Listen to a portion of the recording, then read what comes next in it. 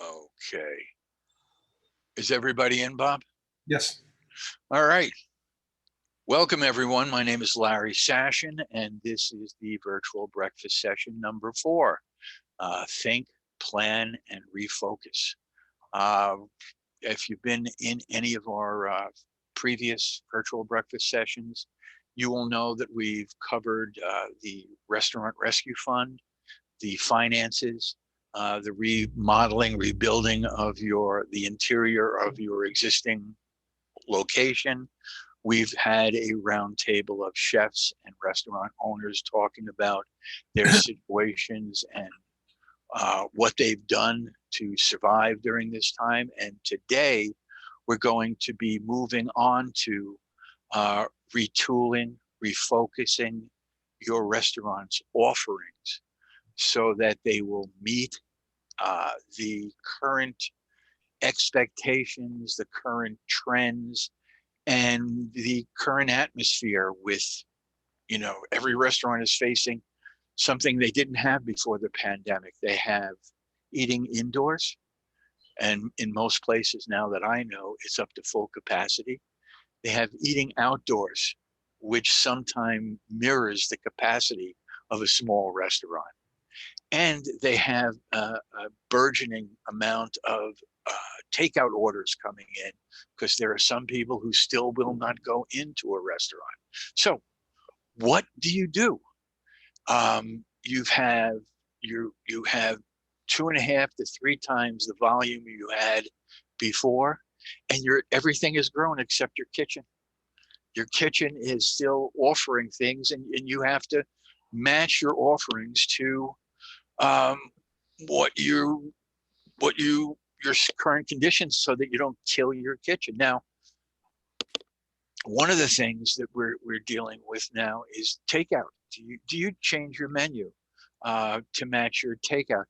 Stephen, I'm not quite sure. Well, before we do that, excuse me, folks, let's go around the horn and give everybody a 15-second introduction as to who you are. We'll start with Laura. Good morning, everyone. Laura Craven here. I'm with a distributor called Imperial Dade, headquartered in Jersey City, and we are a distributor of food service packaging and kitchen sanitation supplies. Okay, thank you. Jason. How are you, Larry? Good. I'm a private chef and caterer.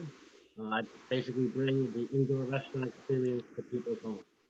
And travel's never an issue. I travel from New York, New Jersey, Connecticut, you name it.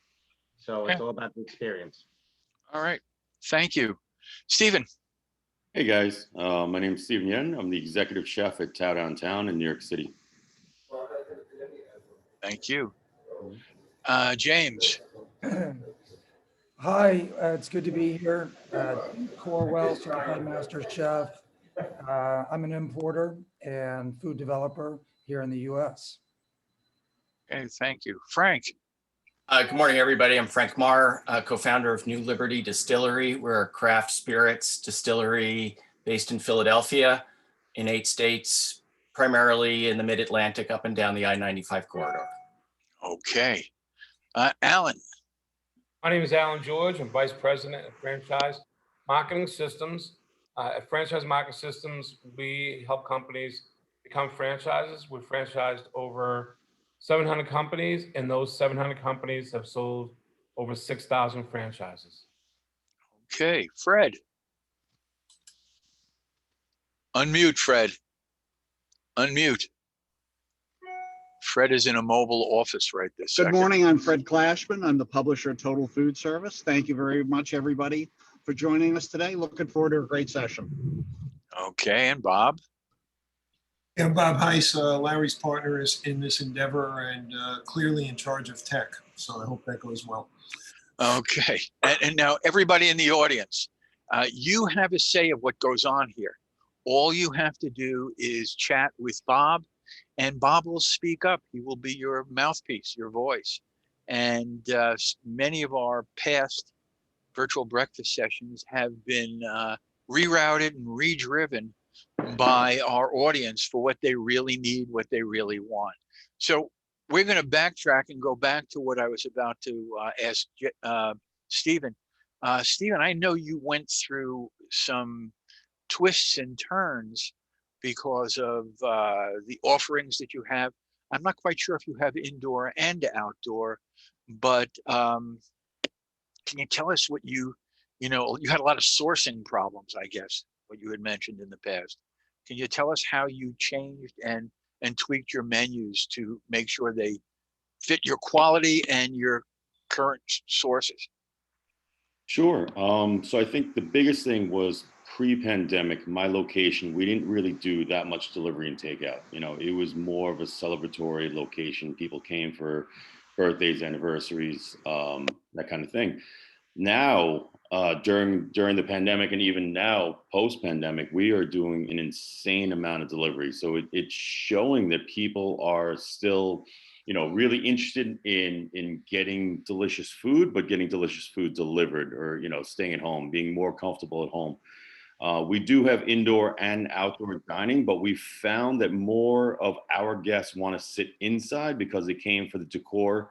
A lot of them come to take pictures with the different, various architectures, and the reclining Buddha, the Kuan Yin statue. These are all iconic Tao icons that people love to take photos next to. So if we place them outside, they've really complained about they didn't come all the way to just sit outside. So what we've really done is we've taken the stuff that we do well, and we've done travel tests with them. We've let something sit out for 4 hours and then ate it. And not that your delivery is going to take 4 hours, but we want to make sure that our food is really, the integrity of the food is being protected in the travel. So there's definitely some items that we don't offer for delivery or takeout because we just do not want our brand, our name out there, and then having that integrity just not really be what we want it to be. And at the same time, our supply chain, as everyone else's supply chain around the world has seen, it's very, very tough to get everything that you used to be able to get. So with that said, we've definitely 86 some items. We've definitely taken some items off the menu for the time being. We hope to bring them back, which we will when it's right. But currently, if we have to pay 5 times the price for an item and then pass that on to the consumer, it's not fair for anyone. So it's really just being able to take what we do well and just really focus on that, and not try to reinvent the wheel. We're really just trying to take what we're doing really well and just keep that going. And on a similar subject, you and I had a discussion yesterday about the vegetarian/vegan side of your menu and what you have and what you're planning. Sure. So as everyone knows, plant-based is not the future. It's now. Plant-based is everywhere. There is so many type of proteins that you can get from non-animal sources. People they really come to light now on how much even water it takes to produce a pound of red meat. It's really crazy. So now I think with chefs coming into light, with it's a higher intelligence in our food supply chain as far as replacement of proteins, we're definitely getting a lot more vegan options. We're getting a lot more vegetarian because people are now also self-conscious. They're health conscious. They really were paying attention to what they're putting in their body. There's a lot of everything from Netflix specials to a lot of information on the internet to really breaking down what you're putting into your body. And if you can't pronounce the ingredients, you probably don't want to put that in your body. So plant-based is probably the safest way to go at this moment. So we're getting a lot of requests for plant-based, for vegan, for vegetarians. So we've actually tailored a lot of our menu items to go towards more plant-based, more vegan, more vegetarian, and it's going to be equally delicious. We're spending the time and doing the R&D and making sure, but people also don't realize that Buddhist monks are naturally vegetarians, right? If they're not fully vegan, they're naturally vegetarians. And if you look at the culture of the way they cook, I think Eric Repair, he did a beautiful special with a Buddhist monk, and everything she prepared was vegan.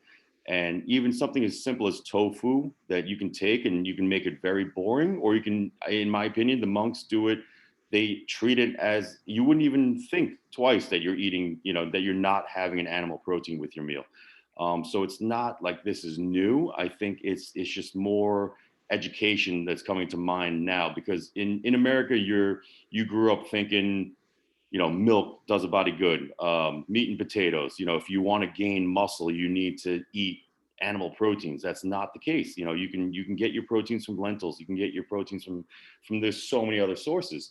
Oh, great. And I think with the restaurants now, like there's one called Ha Ha Ha, but Ja Ja Ja. It's a Mexican vegan spot in the city, and they're doing really well. They're killing it. And it's of course you have Dirt Candy. I think Amanda Cohen, she made her place very, very famous, and it's kind of like a very rebellious style on vegetarian food and vegan food. But it's great because she just announced that she's paying her line cooks $30 to $35 an hour. So Wow. it's something where she's trying to attract cooks. There's no cooks to be had, but why wouldn't you want to go work for her for that much money? And then on top of that, you're also learning about all these new ideas, but not even new ideas. I think maybe 2 years ago, I was up at the CIA in Hyde Park, and they served us hot dogs, but they weren't hot dogs. They were carrots. They were carrots that were pretty much like boiled in cumin and all the other caraway seeds, and you really thought you were eating a hot dog, but you weren't. You were having a carrot. Thank you. Mhm. Bob, you have your hand up. The question was kind of answered. The question actually that I got from the audience was, for the ordinary restaurant, the ordinary operation, what's new in vegan world? Okay. That's Let's stop it right there. James, Yes. can you jump in on this? I know this is near and dear to your heart. It is. Wow. Listening to Stephen talk is like listening to myself talk about plant-based. So, look, I always look at it from an economics point of view as to how much it costs for meat, how much it costs for fish, and what the household can afford. We're going to be spending more money for our groceries than ever before. And we're going to become more in line with what Europeans pay for food. The thing is like Stephen was talking about, it's a health issue. Too much antibiotic, too much growth hormone, too much fertilizer or insecticide is another issue, are all coming into focus. So whereas I think plant-based is definitely the way the pyramid will be structured, because in the future, in the grocery store of the future, you'll have the real stuff at the top, the manufactured stuff in the middle, and plant-based at the bottom of the pyramid being the most affordable. Consequently, it should be the most healthiest as well. Mm-hmm. We're getting there now with the explosion of inflation and shipping and raising animals, but change is never easy. So, but I say in this particular case, it's worthwhile change and necessary. Yeah, let me break in for a second here, because you and I had this conversation yesterday, and let's face it, we're talking about Americans. Yeah, We're talking about Americans who will put bacon and mayonnaise on everything. And so I think the key that you both hit here is that everybody knows it's healthy, but 95% of the people go, but everybody knows it should be in their menu, in their diet. But where I see the biggest changes going on is the fact that a $5 steak a year and a half ago now costs $12 in the supermarket. So it's going to force people to look elsewhere, because it's them in the pocketbook. Go ahead.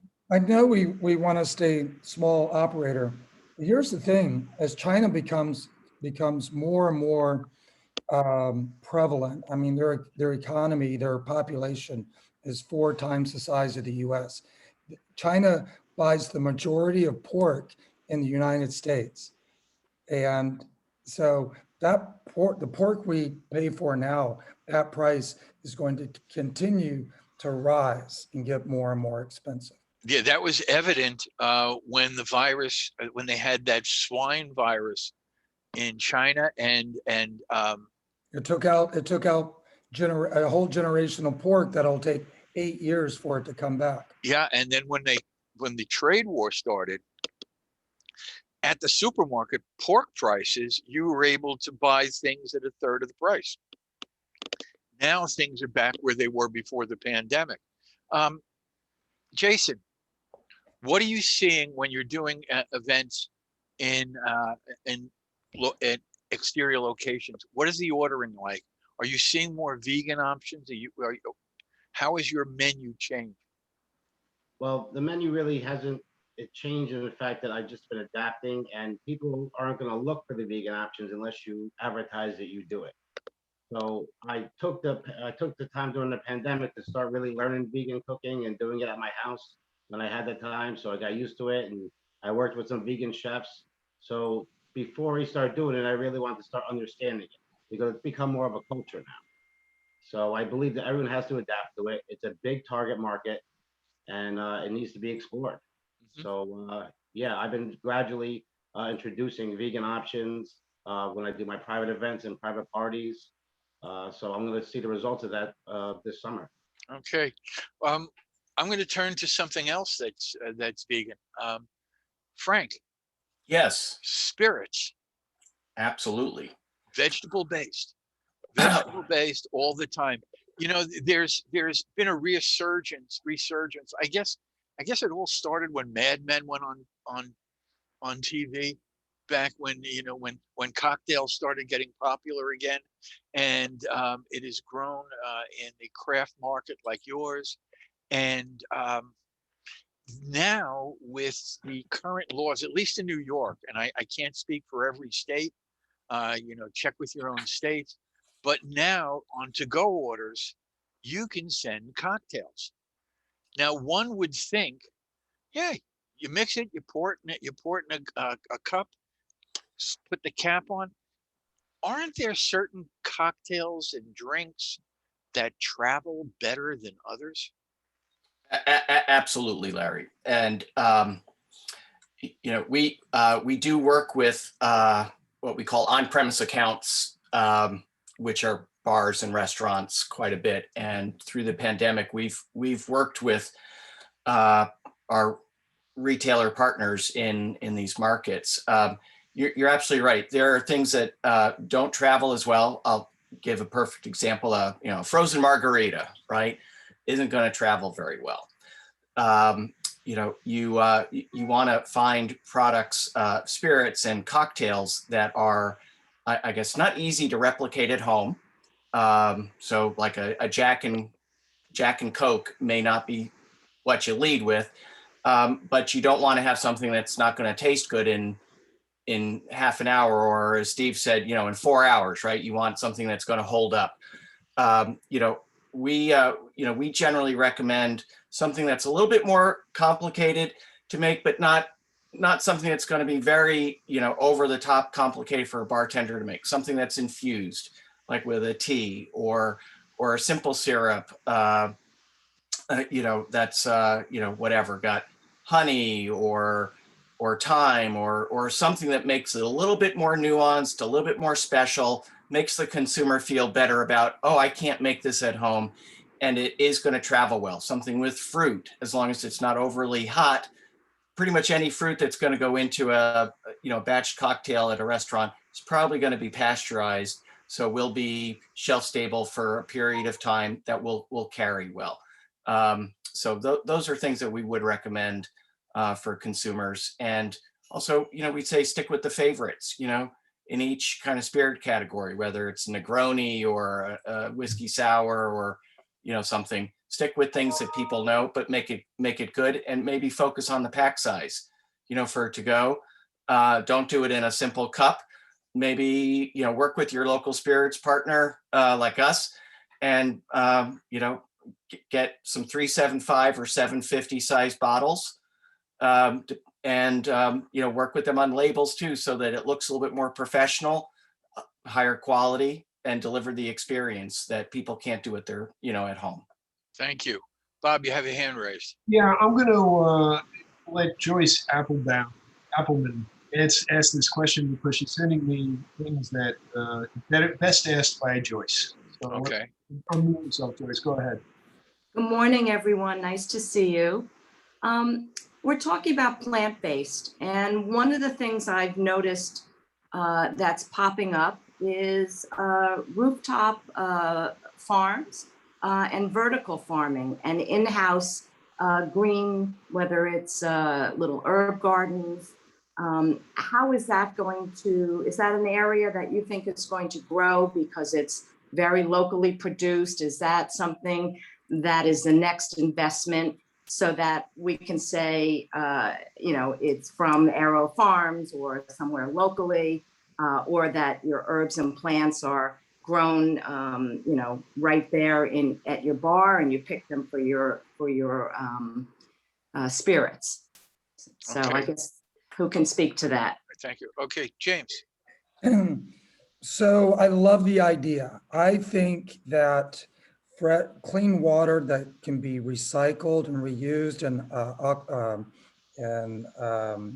farming, clean air, fresh vegetables are really not just natural resources, but national treasures. As we become more populated in this country, and where you start to stress those resources, we're going to need to find ways to further protect them, i.e. our oceans and fish. So, and this is a dilemma that every nation will have to contend with, and consequently every restaurant. But I love the idea. It's working in some ways, but I do think there's a great opportunity there. Yes, go ahead, Stephen. I mean, I think just to speak to, there's a program called Square Roots, and that's located in Brighton, Williamsburg, like right next to the Marcy Avenue projects.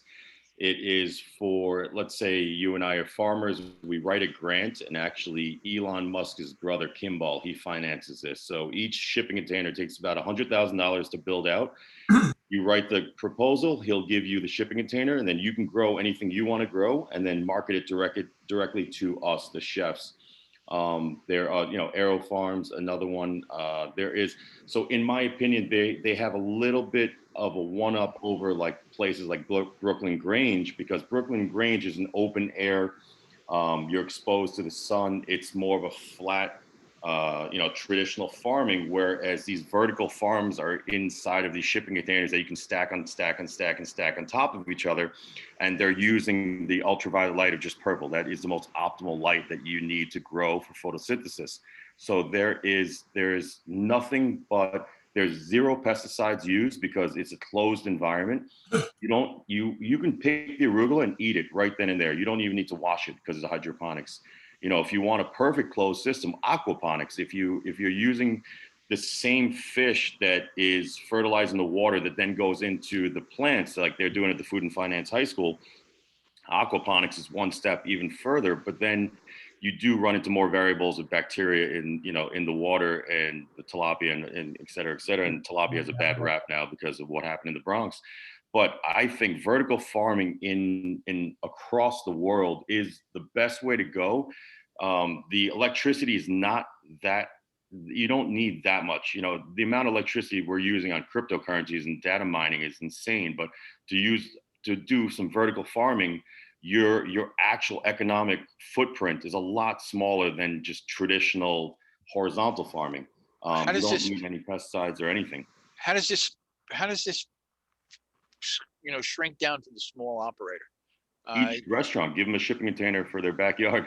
Okay, it's like a Dan Barber type of thing. Yeah. Where all his chefs, he had a door out of their kitchen to their little garden in the back. But now that we're talking about packaging gardens, there's a strange segue into Laura Craven and Imperial Dade. You deal in packaging. We're talking about different foods that we're talking about that are being shipped out by the restaurants. Now, I know that fresh cooked asparagus, if you put it in a box turns into green spaghetti.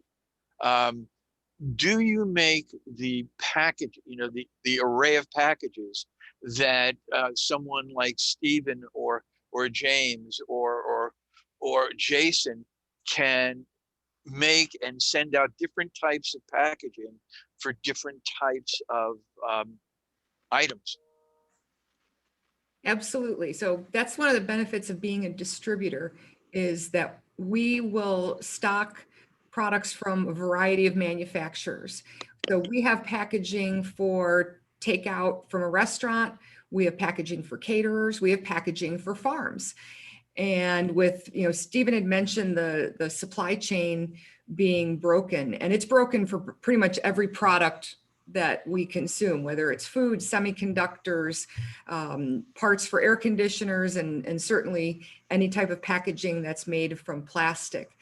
And by being a distributor and representing literally thousands of manufacturers, we have 62 warehouses across the country that have literally thousands of options.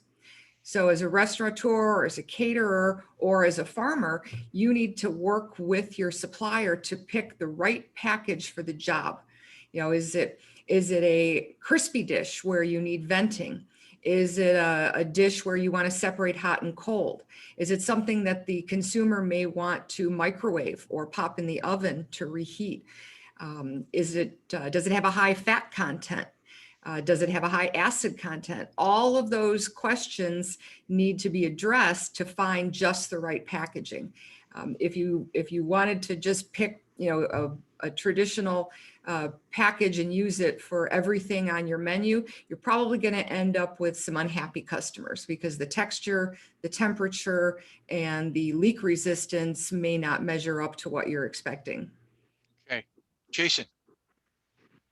Well, it's funny we got on this topic because I've recently been in conversations with a farmer.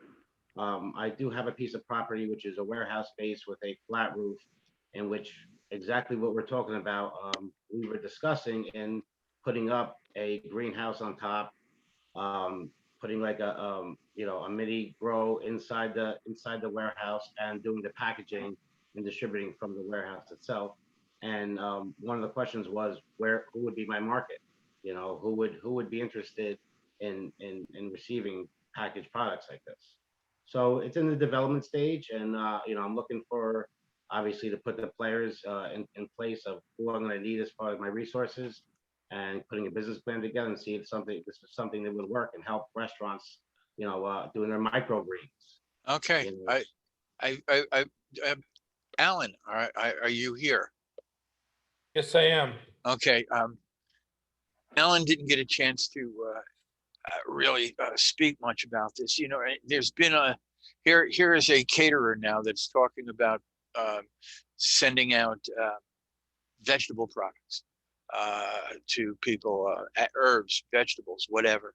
A lot of restaurants, unfortunately, somebody that was supposed to be here who isn't, because was called away, is a pasta manufacturer.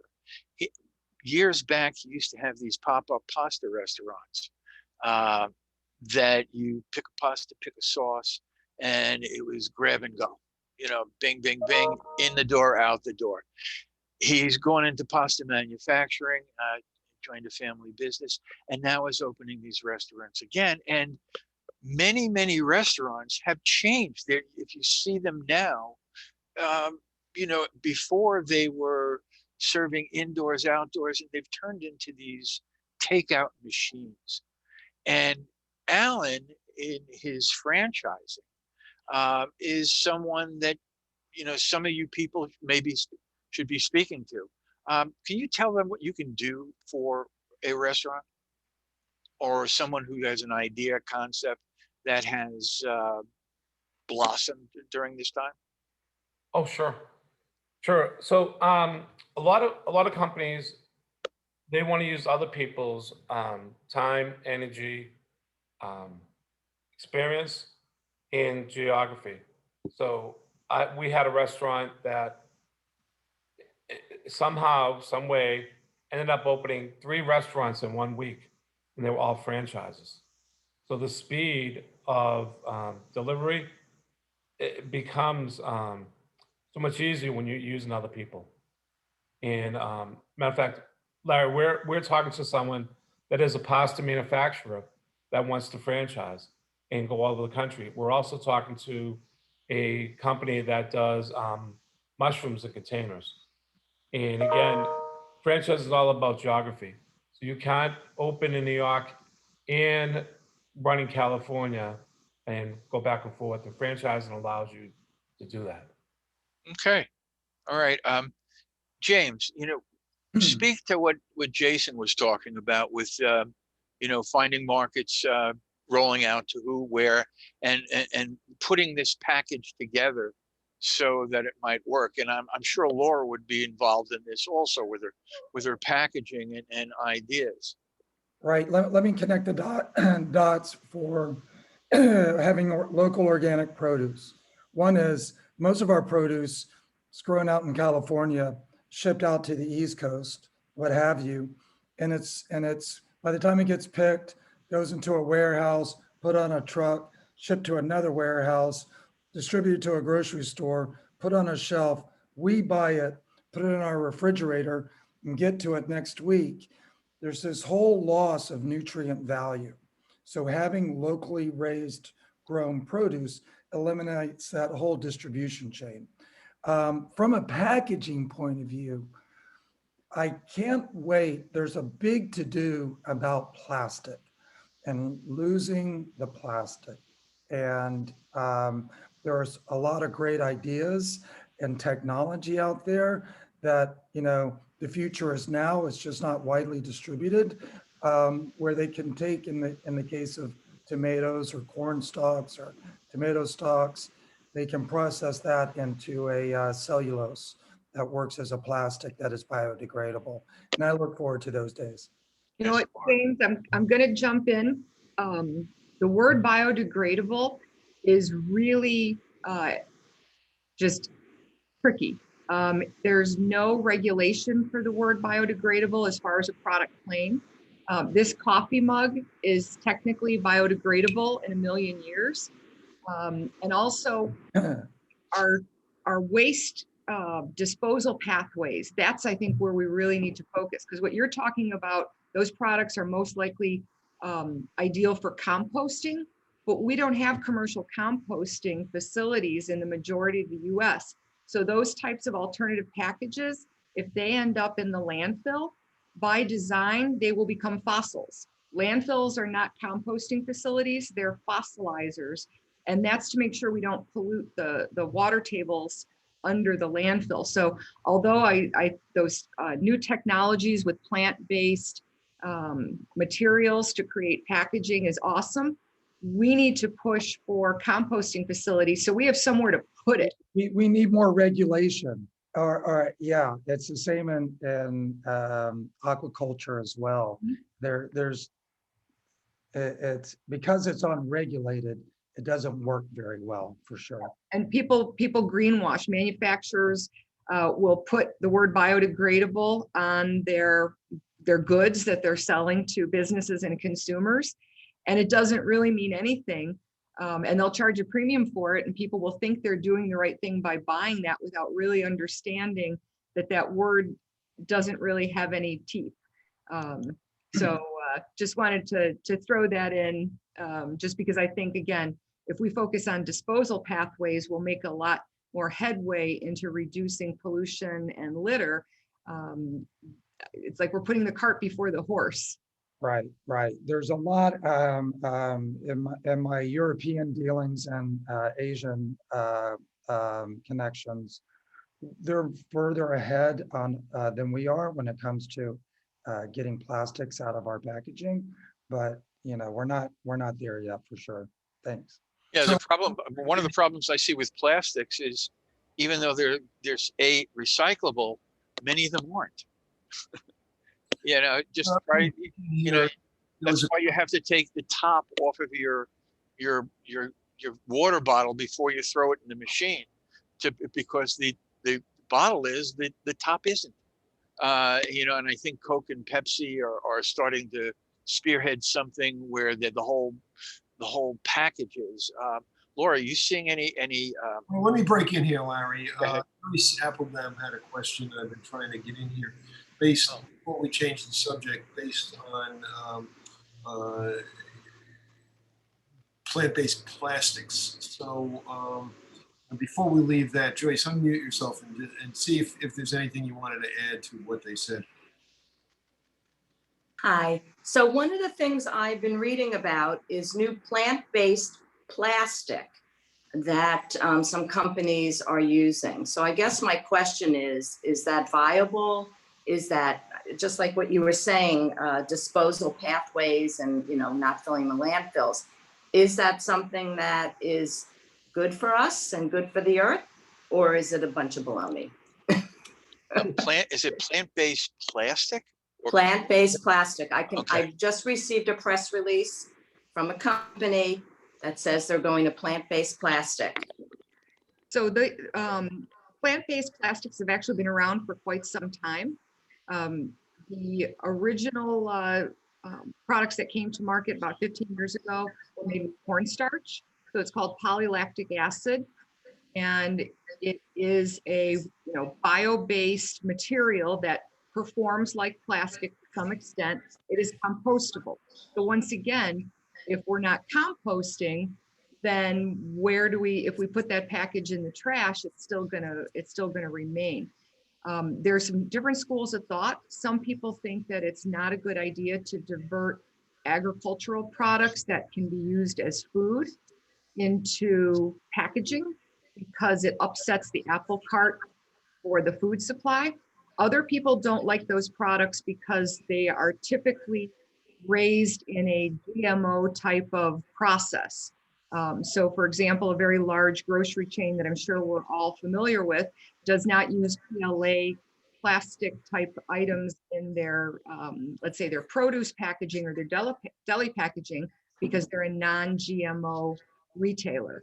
So there's a lot of opinions based around those types of products. So do we need more of an education program for, okay. Yeah. So that would be something maybe that we could talk about, getting the word out. You know, when Stephen was talking about the vertical farming, I know that ICE in the city has a whole room devoted to the vertical farming.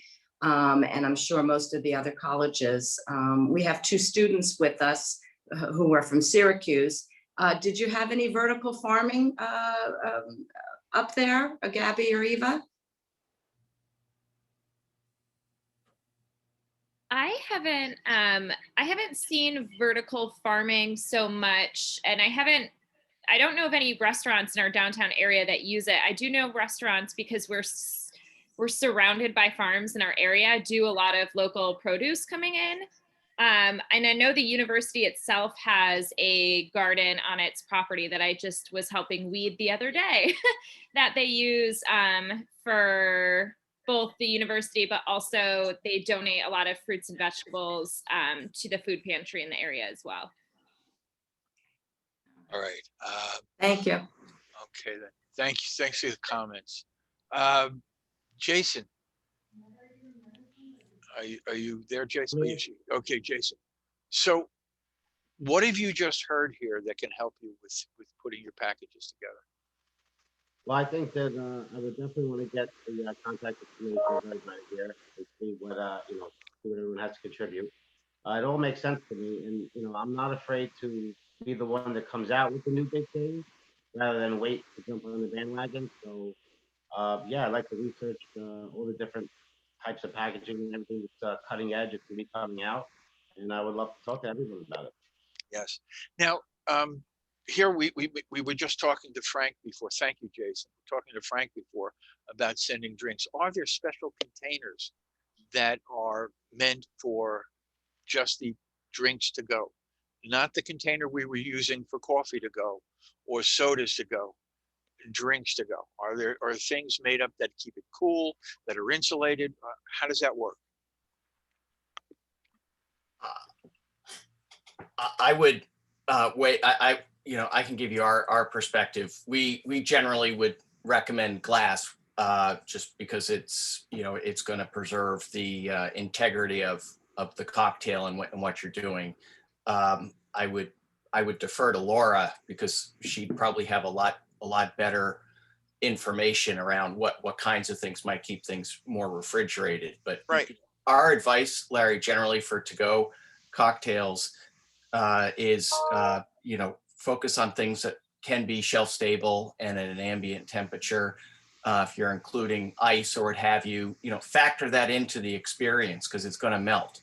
But keep it somewhat dialed down so the consumer knows what they're going to get. You're not expecting a cocktail necessarily to travel for 2 or 4 days if it's not refrigerated, would be my guess. But Laura, I don't know if you have.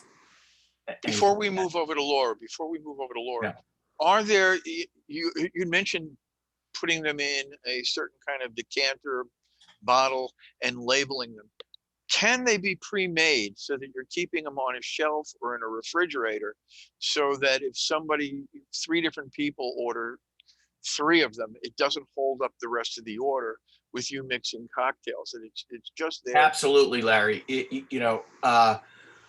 We would strongly recommend, and we work with local restaurateurs on batching up, I'll call it a more refined, curated list of cocktails, and perhaps having them in, call it 2 sizes. One that's more for a group size, that might be say a 750 size bottle, something that might be more 2 or 3, like a 375 type, and having focusing on ones that candidly are going to be still good and fresh for at least a week.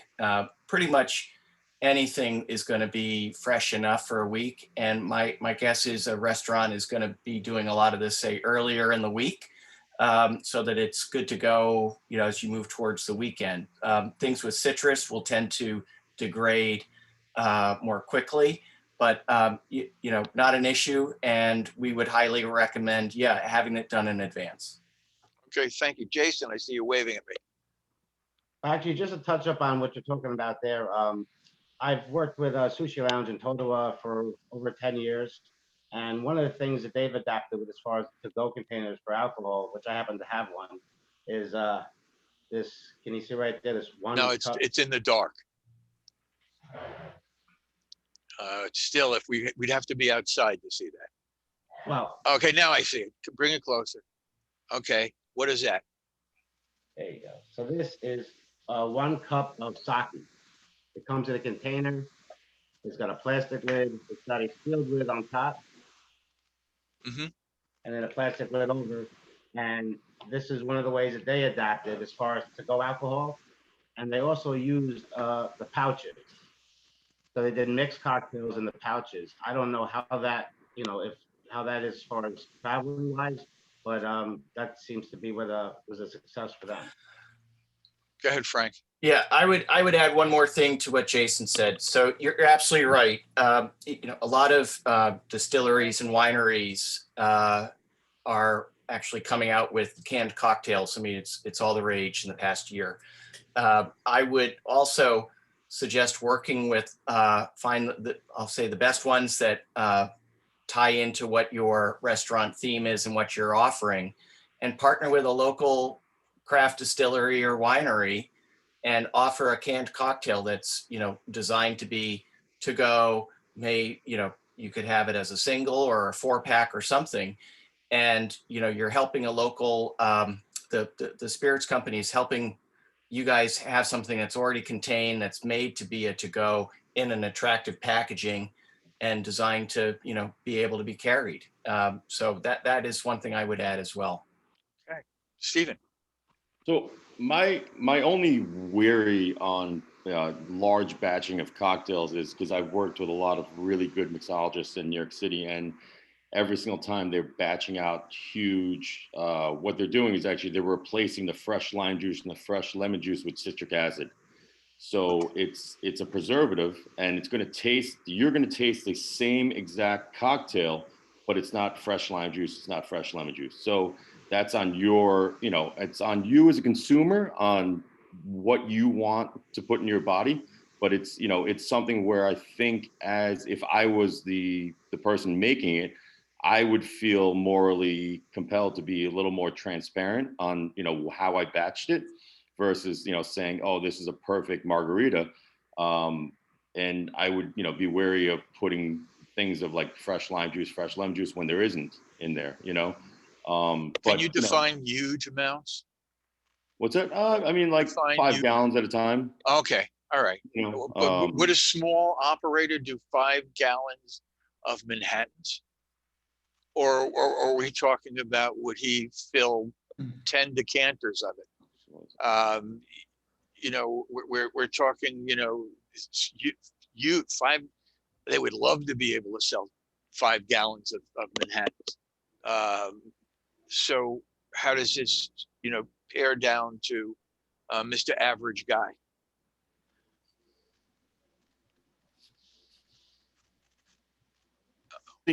Through brunch service, you definitely, right. I'm saying for like even if you're a 20-seat restaurant and you're having a brunch on a Sunday, you're going to start batching out your bellinis. You're going to start batching out your mimosas. You're going to use batching in everything you do. So, I mean, it's just really being able to, once you've done it, you realize that a lot of things it's not perfect math. If you batched up a recipe and realize you can't use that same amount of salt because it's way too much salt when you batch it up. But I mean, just to go back to packaging, I think the amount of money that we in the entire world has spent on trying to reinvent the wheel on packaging versus if we took a little bit of that money and just really took a look at the way we're disposing our garbage or the way we're recycling, the way we're composting, I think that is where the biggest issue is. It's one of those, New York City didn't want to do it. We threw it all in Staten Island. Staten Island was full. Now we send it all to Pennsylvania. And Pennsylvania just takes it and they bury it. It's now 50 years, 100 years from now, when those barriers leak, there's going to be a huge, huge disaster in the entire state of Pennsylvania. And it's going to cause a lot of cancer. And, the big pharma companies they're going to smile because they're going to make a lot of money off this entire problem that we're really not focusing on. And everyone's just really throwing money at something that shouldn't, like, why should we really, really try to reinvent the wheel when we all know that glass is you can pulverize glass down and make it into new glass. You can make it into art, seed. I mean, there's so many things you can do with glass and this, versus plastic, but yet we're still spending millions upon billions of dollars trying to reinvent the wheel. Instead of just trying to solve the problem that everyone's just trying to brush under the carpet. You're trying to make it someone else's issue. I bet you this company's trying to send garbage to space next, like Tesla's, it's going to be a whole new part of Tesla. Be a great solution. Pollute Mars. Yeah. Yes, Jason, I saw you waving at me. I just want to touch back on what we were talking about as far as the menus and how, I adapted with the menus throughout this whole thing. One of the biggest things that was pretty much been a success for me is I do customized menu consultation. So I don't give you this big long menu that you get overwhelmed with and you have problems choosing from. I kind of like get a feel for your party, for what the venue is, and what type of food would you like. So it'll go anywhere from Italian to Asian. I mean, I could go across the board. And but that does not really equate. That does not equate to people who are brick and mortar. Well, as far as the catering business goes, yes. Okay. The catering business goes, the brick and mortars. I mean, the best way to do is you have to like go small menu, and I suggest feasible at this point. So you keep your inventory low, you keep your food costs down, and it's easily executed items at this point, because right now the biggest problem is labor. Because now we have the customers coming in, we're opening for capacity, but now we're having a hard time hiring a staff, front of the house, back of the house. So I think we have to revert back to doing things small, simply executed, just high quality ingredients, and basically building ourselves back up to the machines that we were. And we need the people. We need the people that want to come back to work. Yeah, I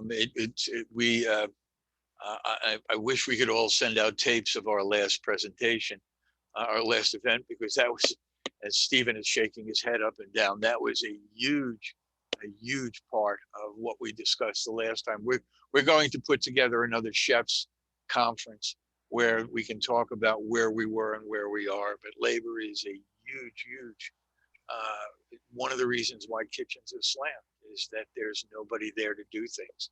There's less people to work. I want to touch back. We were talking about containers, and I also want to touch back with Alan again in a second. But Laura, we were talking about drinks and glass.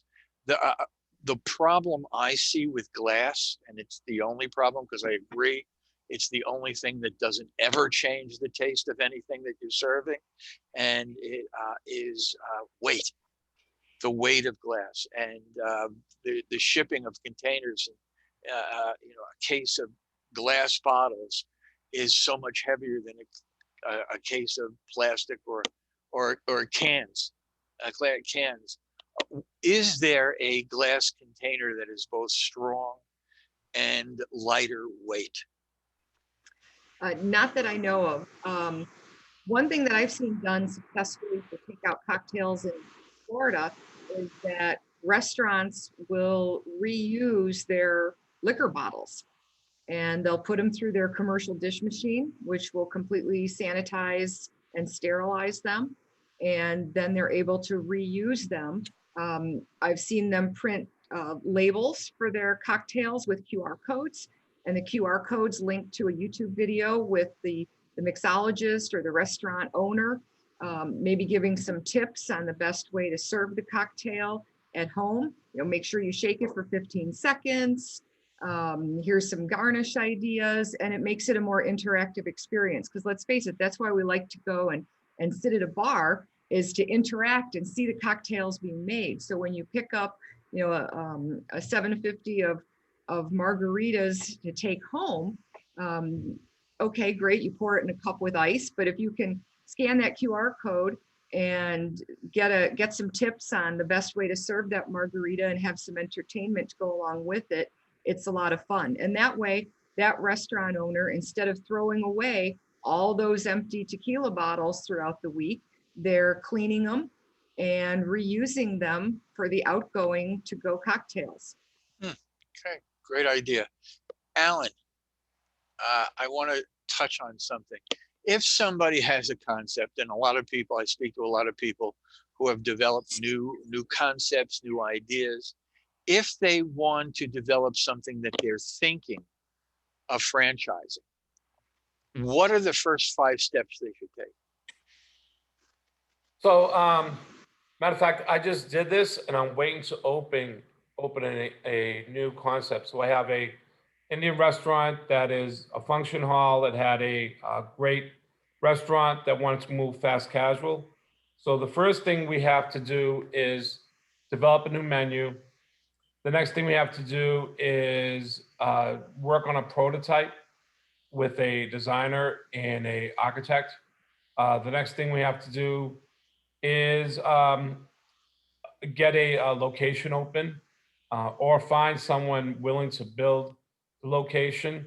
Then it's open it and then open more. So this concept that I have, we have prototype in development, will be open in September. So it just, if we do it all the time.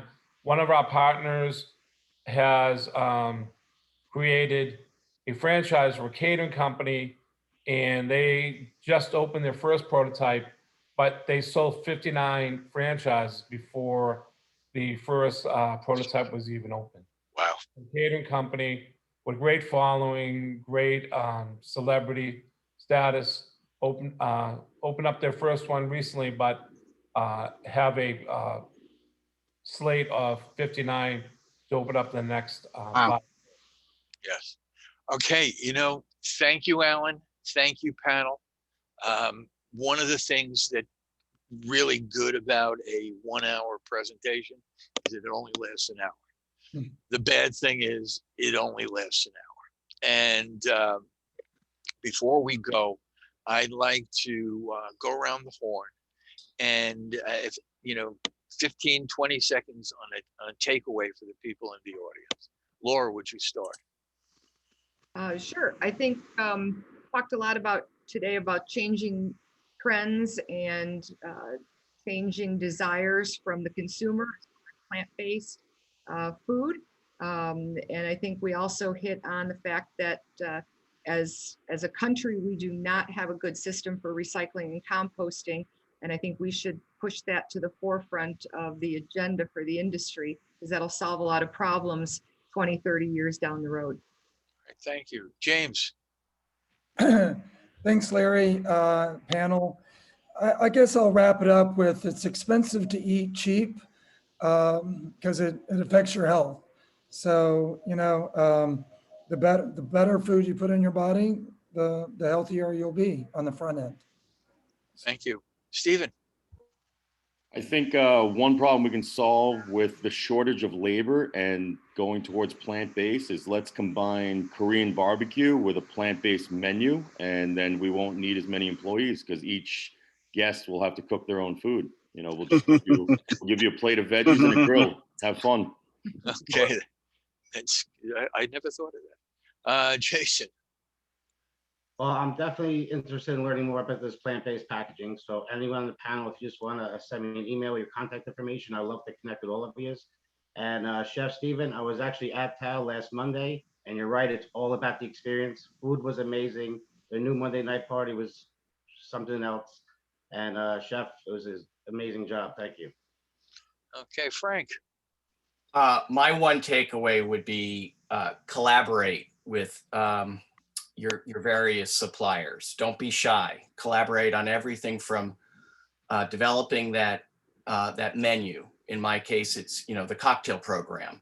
Collaborate on social media for promoting it, and collaborate with them on even the packaging. A spirit supplier has pallets and pallets of glass bottles that don't have labels on them already, so they don't need to be washed. It can reduce the labor. And I would also say, collaborate with local partners so they can bring in and pull in other people that can make it more attractive and more interesting for people to come out to your spot. Okay, Alan. Sure. Really my takeaway is that when life gives you lemons, make lemonade. And this pandemic has helped people become more creative by solving problems. And, so this is where people that are innovative, that have to solve these problems are going to be able to share this. And in many years from now, we'll be like, wow, this was, in many ways, a godsend that we had to start thinking differently, to help grow our company, and then a lot of times even save our planet. Yes. So Thank you. It's the roaring 20s, folks. It's back. More opportunity than ever. Listen to your customers. Be creative. Create new opportunities. Enjoy. Okay. Bob. Yeah, I'm struck by the challenges for smaller operators, small businesses. One being the obvious move to vegan and healthier food, and the other one is the environmental aspects or the environmental concerns, specifically with plastic and storage and transport and so forth. And I think that those two trends and challenges can be very daunting to a small operator who's just trying to get through and recover from the pandemic. I agree with Fred, the roaring 20s is probably back, but not the way it was. I think the trends are pushing people in hopefully better and more healthy directions. Well, I'd like to thank you all for taking time in your day to be with us.